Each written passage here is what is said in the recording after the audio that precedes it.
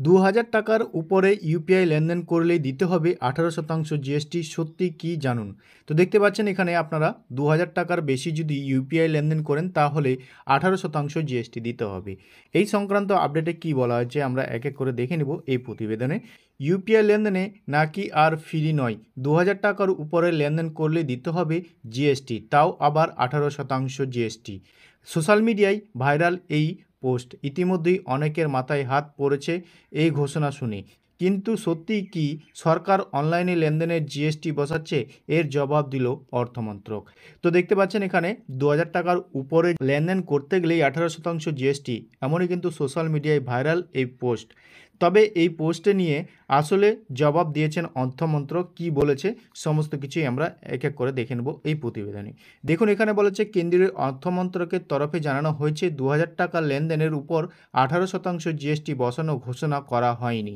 UPI লেনদেনের উপরে GST বসানোর যে খবর ওঠে তা সম্পূর্ণ মিথ্যে ও বিভ্রান্তিমূলক। তো দেখতে পাচ্ছেন এখানে এই যে ২,০০০ টাকার উপরে যে লেনদেন করলেই 18% জিএসটি বসাবে, এই খবরটি কিন্তু একদম মিথ্যে এবং বিভ্রান্তিমূলক।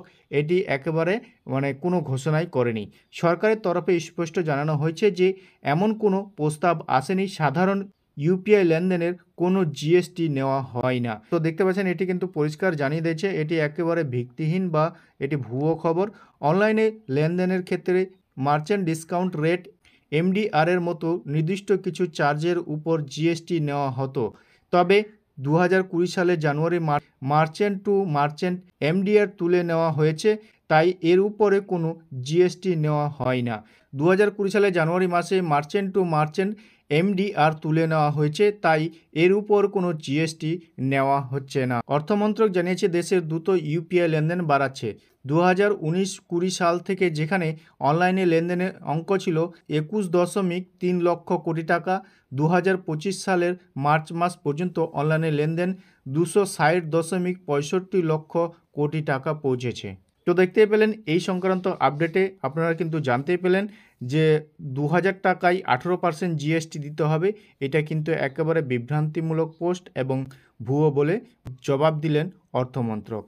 তো এই নিয়ে আপনাদের মতামত কমেন্ট সেকশনে অবশ্যই কমেন্ট করবেন। তো ভিডিও ভালো লাগলে বন্ধুদের সাথে বেশি বেশি করে শেয়ার করবেন, আর এই ধরনের আপডেটের জন্য আমাদের চ্যানেলটিকে সাবস্ক্রাইব করে রাখবেন।